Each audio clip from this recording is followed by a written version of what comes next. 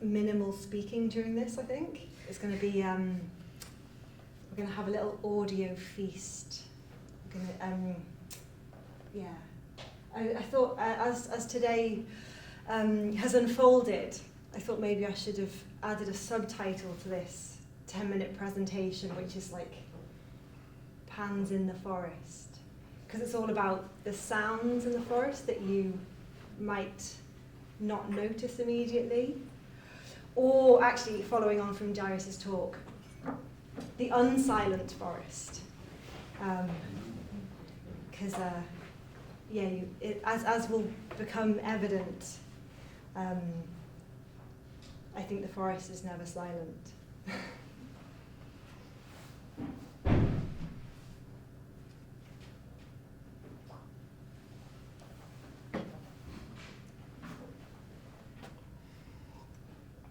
Shall I just start? We have what we're waiting for. I don't know who I'm is not it. sure if they've gone. Or Was it the person sitting behind my Jairus? I don't know if he left the building. Oh. No, he's not. I just, yeah. Yeah, should just go for it? Yeah. Okay. So hi again, everyone. I'm Liz. So my research and art practice focuses on lived and engaged experiences with trees and forests to reconnect with the earth as a living and life-giving ecosystem. Through listening and field recording, I search for the hidden and unnoticed sounds made by trees. I work with visual analysis of my field recordings to expand the listening experience, emphasising the soundscapes of trees as extraordinary and special. So my art practice, both audio and visual, is fundamentally an ecological investigation. So today I'm going to take this opportunity to present 4 sylvan soundscapes. So for the next 10 minutes or so, I'd like to celebrate the sounds of creaking pine trees, rustling oak leaves, the recycling of pine needles, and the decomposition of birch logs. And this, oops daisy, this photograph is of 2 small Omni microphones in a pine thicket in Blackheath Forest, not far from here in the Surrey Hills. And on this rainy summer's day, a rainstorm had just passed over, soaking the bark of the young Scots pine saplings.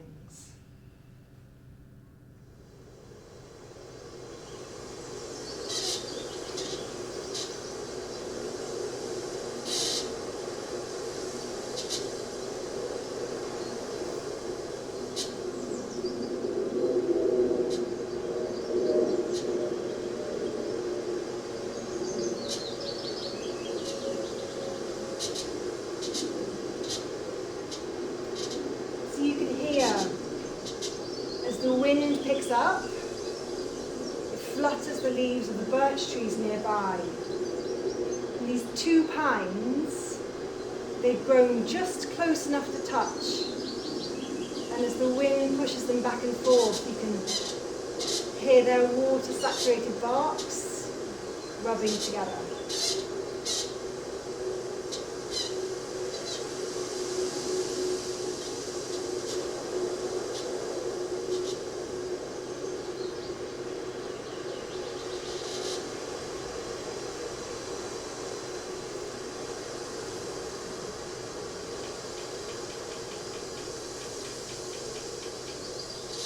So I hung these 2 Omni microphones right next to where the squeak was happening. So the creak is amplified.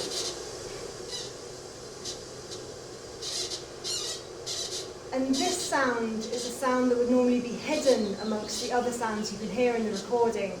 The birds and the wind and the planes going overhead to Gatwick Airport.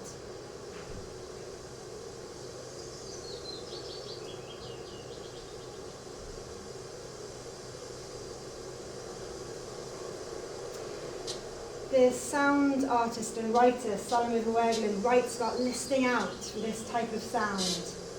that falls between other more prominent sounds, not because it's quiet, but because it's not deemed special or significant. Within the recent discipline of soundscape ecology, there are 3 widely used terms created by one of the leaders in the field, Bernie Krause.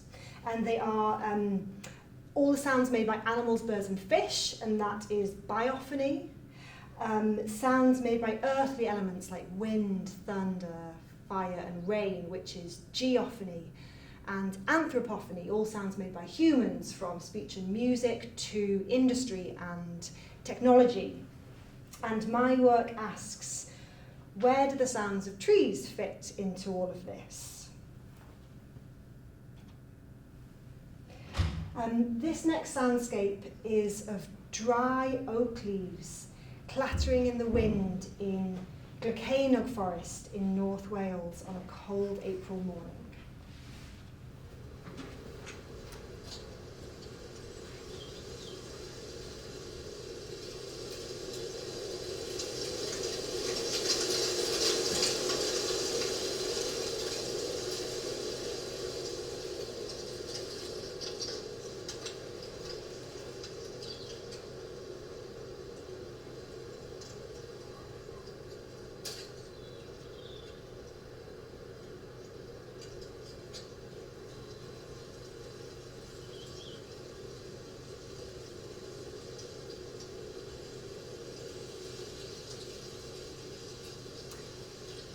Listening to the susurrations of the leaves makes me think about where the sounds of trees might fit into the biophony or the geophony or the anthropophony. Trees are alive, so they're not an earthly element, but they're not animals, so they're neither biophony nor geophony, and they're certainly not anthropophony. Trees are essential to the forest ecosystem, and yet their sounds have no place in the soundscape ecology classification. So I created the term dendrophony from the old Greek word for tree, dendro. But in my work I also like to call them sylvan sounds, from the Latin for wood or forest, silva. As I spent more time listening in the forest, I started to hear some of these subtle sounds. But I was still experiencing the forest from a human perspective. I wanted to explore sounds within trees, sounds that are just beyond the range of human hearing. What might listening from inside a tree reveal? This next sound sample was recorded on a hot June day in the Forest of Marr in the Scottish Cairngorms. At the foot of this young Scots pine sapling, wood ants were building a nest in the fallen pine needles.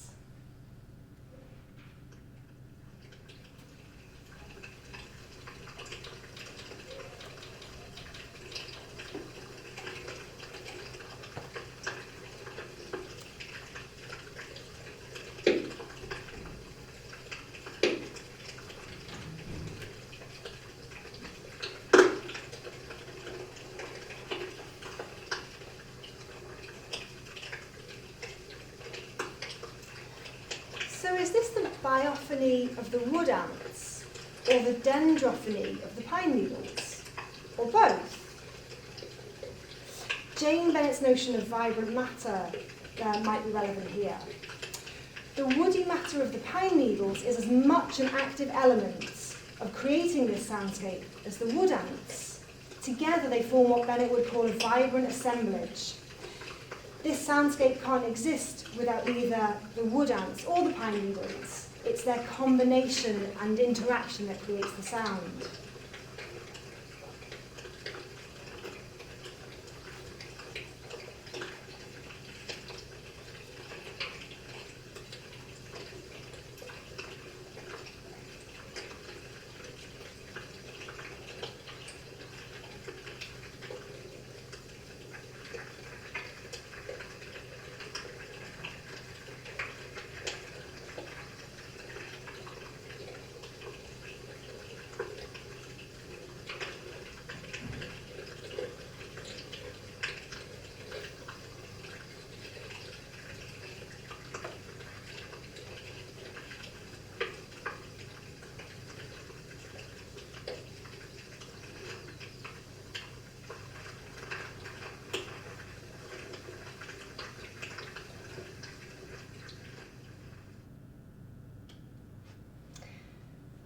final image is of a decaying, oops, no it's not.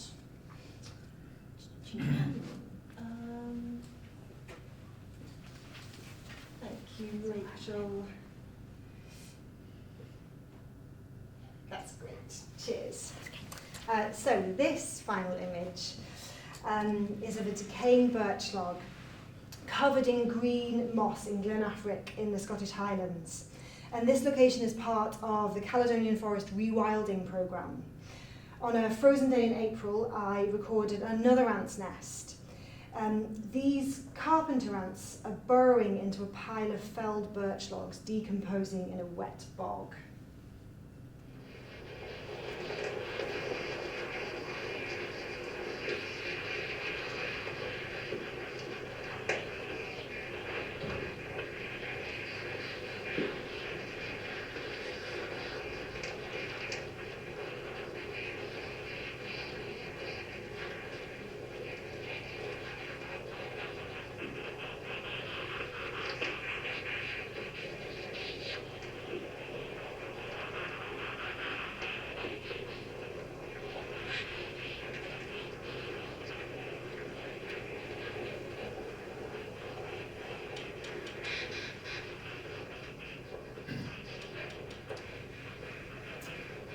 So the carpenter ants that we're listening to and the wood ants that we heard previously use different sylvan species, pine and birch, and different sylvan materials, needles and trunk, resulting in these two completely different sylvan sounds, showing the importance of sylvan matter in the creation of forest soundscapes.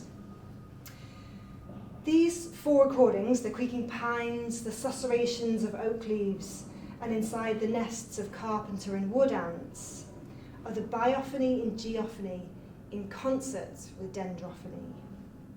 Recordings like these make me question the separation of these terms, biophony, geophony, anthropophony, and dendrophony. Listening to the forest, dendrophony reveals the interdependence of acoustic textures.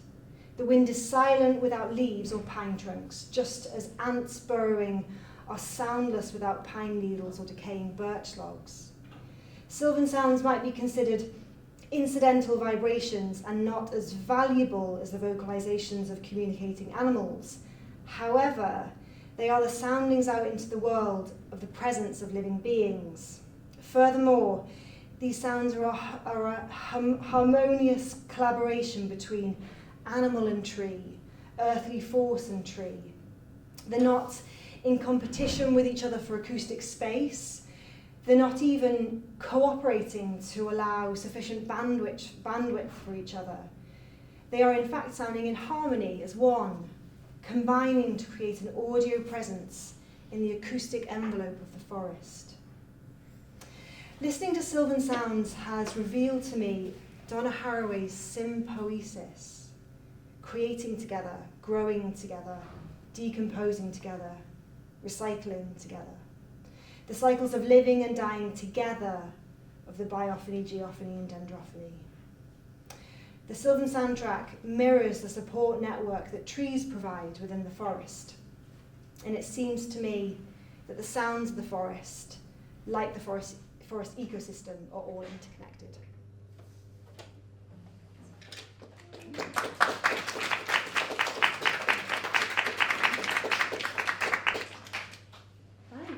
That was good. Next up, Rachel. Next up, me.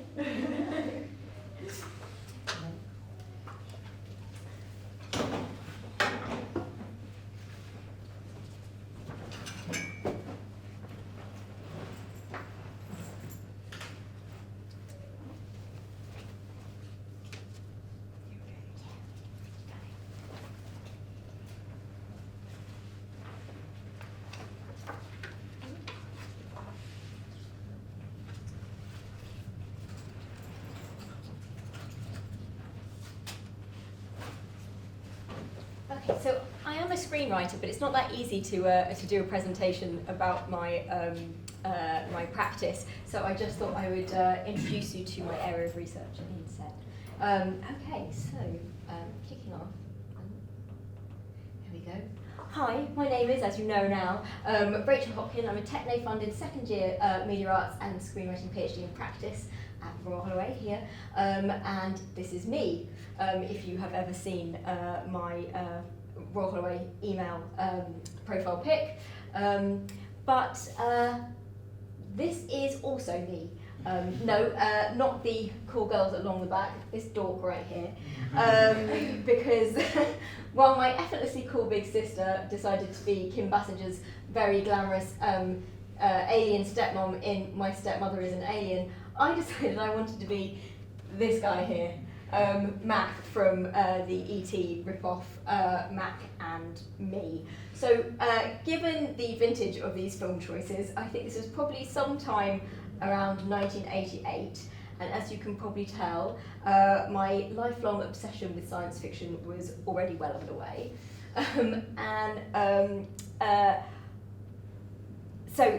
Yes, though my love of sci-fi had kicked off a couple of years earlier by endlessly repeated viewings of Star Wars: A New Hope on a very worn-out VHS, my obsession was only strengthened by an accidental terrestrial viewing of Douglas Trumbull's 1972 cult classic eco-sci-fi film Silent Running. However, a penchant for eco-activism was not what I took away from this particular viewing experience one Sunday afternoon from the floor of my parents' living room, but what I took instead was a lifelong propensity to anthropomorphise everything, but also an affectionate fondness for robots, thanks to the characterisation, and spoiler alert, tragic demise, of Silent Running's lovable droids Huey, Dewey and Louie, pictured up the top there, and receiving some love, some not necessarily reciprocal love, from Bruce Dern's character, Freeman Lovell. So when I say lifelong, I really mean it, because approximately 30 years after first viewing Silent Running, I found myself at the London Science Museum's exhibition entitled Robots, the 500-Year Quest to Make Machines Human. And it was while I was there and pondering potential questions for my PhD thesis that I got to thinking, could screen depictions of love between humans and robots contribute to debates regarding the socio-ethical implications of human-robot interaction? So, as Neil MacArthur, director of the Centre for Professional and Applied Ethics, states, the sex bots are coming. Now, whether the pun is or isn't intended, I couldn't possibly say. However, on the subject of sex and love with robots may seem a somewhat unusual kink, the feeling that the marriage between the human race and AI is growing ever more intimate is undeniable.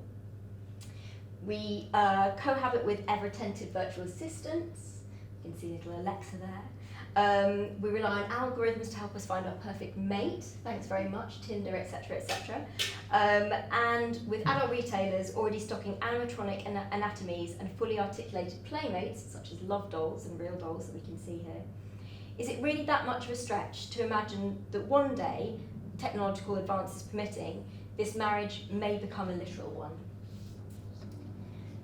Love is central to some of the biggest questions facing roboticists and ethicists today.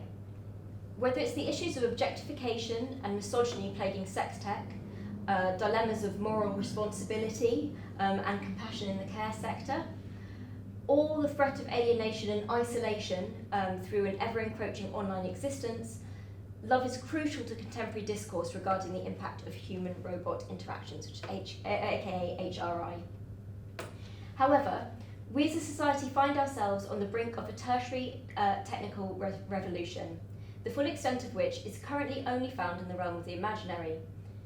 As leading HRI experts, such as Julian Carpenter suggest, we're living in a world that is now being faced with questions once only explored in science fiction, which leads me to wonder, could we be looking at science fiction for potential answers to these questions? Indeed, literary science fiction and philosophical discussions of AI are historically connected. Carol Capek's, and please forgive me for the pronunciation on that one, but Carol Capek's 1920 play R.U.R., otherwise known as Rossum's Universal Robots, actually gave us the term for robot, and Isaac Asimov's 1942 short story Runaround introduced the 3 laws of robotics, a concept attracting ethicists, philosophers, anthropologists, roboticists, and computer scientists, to mention but a few. As Callum Chance playfully puts it in his book Surviving AI, science fiction is actually philosophy in fancy dress. As we can see here, thanks to Maria, evil robot Maria from the film Metropolis. However, if literary science fiction already finds itself in a central position in the aforementioned discussions, one might well ask, why film? What fresh perspective can the medium bring to the debate? In the introduction to his book, The Philosophy of Science Fiction Film, Stephen M. Sanders notes a significant shift in recent decades which has seen philosophers become increasingly receptive to the opportunity to apply methods of philosophical inquiry to film, end quote. This, coupled with his dual assertions that the science fiction film has a remarkable hold on the film-going public, end quote, the best of which are thought to be allegories, would suggest that screen science fiction specifically is apt for the philosophical probing of developments in HRI. Author J.P. Talot, who has written no less than 3 books on the subject, as we can see here, goes as far as to suggest that film is the optimum medium for exploring the robot as a cultural meme, given that the film itself is an art form made possible by scientific and technological advances. So, what's love got to do with it? Though not often assessed together, science fiction and romance actually make for rather natural bedfellows. For just as science fiction is renowned as speculative and prescient, genres centering on love are equally significant in reflecting and influencing human behaviour. Love is widely considered to be one of the defining characteristics of what it means to be human. Jankowiak and Fisher's 1992 anthropological study, A Cross-Cultural Perspective on Romantic Love, found that it was present in 88.5% of the 166 societies examined. So in a world where we fall in love, So in a world where we have increasingly online identities, can fall in love across motherboards, and can already indulge in both virtual and remote-controlled sexual activity, it becomes prudent to consider the possibility of humans fulfilling that most human of needs without the need of another human at all. In her recent paper, Who's Johnny? Anthropomorphic Framing in Human-Robot Interaction, Integration and Policy, Kate Darling reflected on the human tendency to anthropomorphise objects which give the illusion of life, with empathy for such objects increasing when they are narrativized with a name or a story, for example. This alongside the work of Riek et al. At the University of Cambridge in their 2011 abstract Exposure to Cinematic Depictions of Robots and Attitudes Towards Them, which found that the greater audience exposure to cinematic depictions of robots correlated positively with more favourable attitudes towards robots in general, suggests that screen robot narratives are a significant resource for testing evolving public attitudes to a closer union with AI. However, it was that team's conclusion that further work was warranted exploring how exposure to fictional robots may influence interaction. So to date, scholarly attention to screen fictional robots has focused on the robot body as a surrogate, a site of projection or reflection, and a means to explore the human condition. As proven as the concept that robots represent our own existential crises may be, recent screened robot narratives offer more practical insight into our current cultural experience, that of humanity living in the foothills of a post-human age. Despite the utopian intersection of technology and the internet having less salacious appeal than the dystopian, recent works in the subgenre are less anxious than their technophobic predecessors. As exposure to new technology renders it increasingly mundane, robots become less metonyms for anxiety about the human condition and increasingly the objects of more literal questions. As such, on-screen depictions of robots have a great capacity to interact directly with current ethical debates regarding HRI. It is telling that recently published works from fields as diverse as computer science up there, psychoanalysis and ethics at the front, use films such as Her, Ex Machina and Blade Runner to illustrate current theoretical arguments. Films' universal reach making it a useful tool for the relatable illustration and easy dissemination of vital ideas from various disciplines to non-academics. In 1988, Isaac Asimov lamented, "The saddest aspect of life right now is that science gathers knowledge faster than society gathers wisdom. More than 3 decades later, we are arguably still subject to that summation. However, if we were to follow the white robot, as it were, just as Asimov's 3 laws serve as a science fiction thought experiment in a similar capacity to the real-world thought experiments such as the Turing test, it becomes arguable that film could be legitimately used in those same terms. Thank you for listening.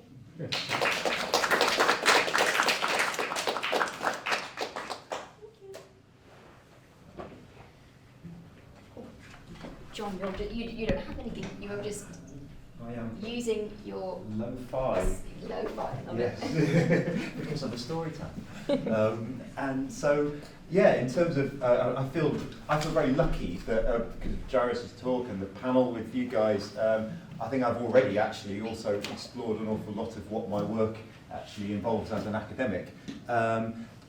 So I hope that's been of interest. But being a storyteller, then it seemed like a good idea that rather than do a 10-minute presentation about my work, I thought I'd tell you a story. Does that sound okay to you? yes, please. Yeah? Okay, cool. So come one, come all, come big, come small. Yeah, come short, come rise, come fall. Absolutely. There is an old story, goes that still winter time, midnight, Herne the hunter doth walk round about an oak, and there he shakes a chain in a most hideous and dreadful manner, and blasts the tree, and takes the cattle, and makes milk kine yield blood. You know of such spirit. And well you know that the superstitious, idle-headed old have taken down this tale of Herne the hunter, passed it on for the truth. That was a slight bastardisation of Shakespeare. Apologies to any Shakespeare scholars for many errors contained therein. From the Merry Wives of Windsor, and that was the first recorded instance in literature of the figure of Herne the hunter, who fits in very neatly with a lot of the stuff that Jairus and I were talking about during his session about antlered figures in folklore and myth. But that is all we have. That is all we have to go on as to who this figure might have been. For definite, for real, for absolute recorded fact. But not long after that, not long after Shakespeare's time, then the story arose that Herne had been a keeper in Windsor Forest. And thanks to Bryony, I know that we are only 5 minutes from the present-day boundaries of Windsor Great Park. Herne the hunter was a keeper in Richard II's time, who was, sadly, stripped of his job, cast out from his duties, and in shame and desperation hung himself from a bough of that very oak. And if you know where to look, you can find Herne's oak in Windsor Forest to this day. And so you'll know that this story is true. After that, well, Jacob Grimm decided that clearly because he was called Herne the hunter, Herne must have been the leader of the wild hunt, the cavalcade that goes through the skies chasing the souls of the damned on a winter's night. And he might not have been entirely wrong. But after that, it all gets a bit mixed up. And it all gets incredibly confused, but incredibly good fun. Until, at some point in the 1950s, early 1960s, summer's weekend, maybe a May bank holiday, and a teddy boy decided that he wanted to go out of London for the weekend. He wanted to go somewhere and have a bit of fun in somewhere he'd never been before, somewhere out in a pretty part of the home counties. And so he hopped on a train and with cigarette in hand watched the suburbs whisking by until he came to Windsor. And there, as he stepped out of the station onto the street, he met up with a couple of local lads. Didn't know them before, just ran into them on the street outside a pub.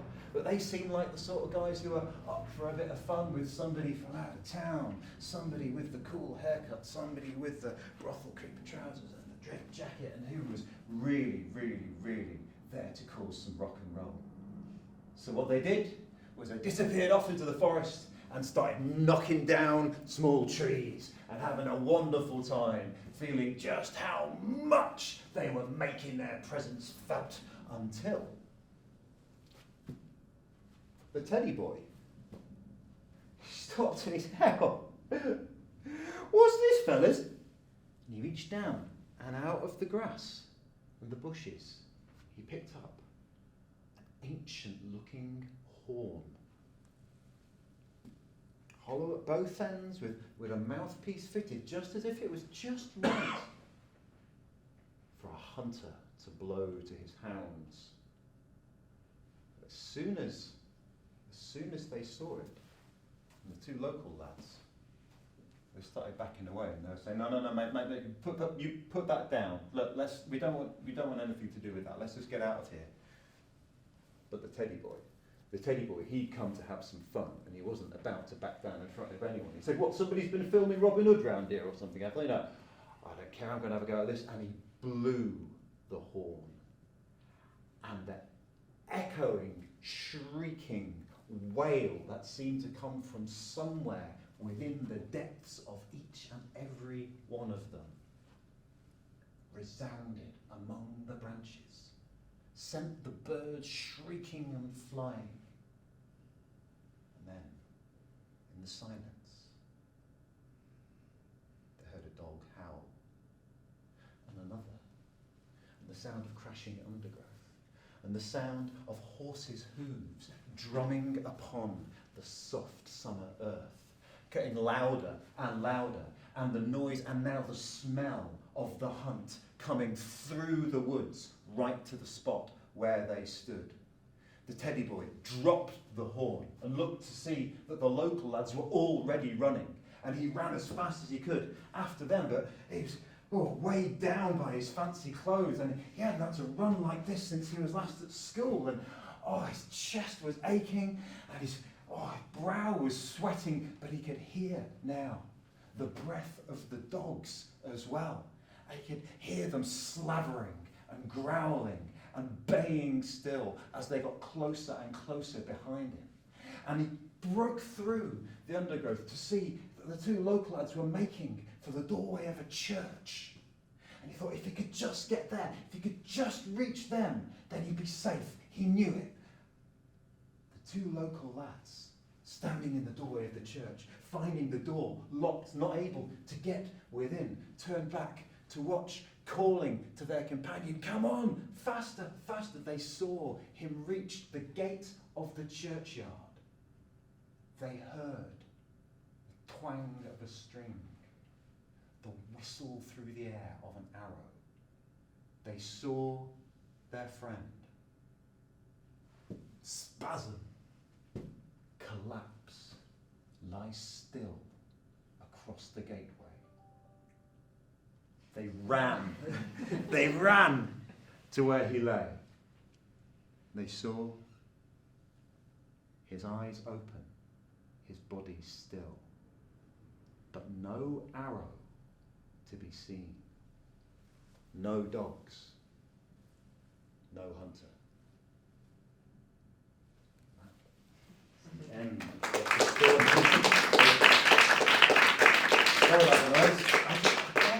Every time I turn the volume all the way down, something finds a way through. But I first read that story in a book of an anthology of ghost stories that my sister had when we lived in Yorkshire at the time. And I must have been 5 or 6. It terrified the life out of me. It was awful. But I read it anyway because I knew Herne the Hunter from the Robin of Sherwood TV series. And I thought he was amazing because in that he'd become the benevolent nature spirit that those of us who know the stories about Herne the Hunter know and love these days. But there is this parallel tradition. And when I came across that story again in a copy of Forgotten Folktales of the English Counties, collected by Ruth Tongue during the mid-20th century, then I did a bit of digging around, and I've seen it reported online in discussions about this stuff, that it was actually printed in a Windsor local paper at some point in the 1950s or early 60s. I cannot verify that anywhere.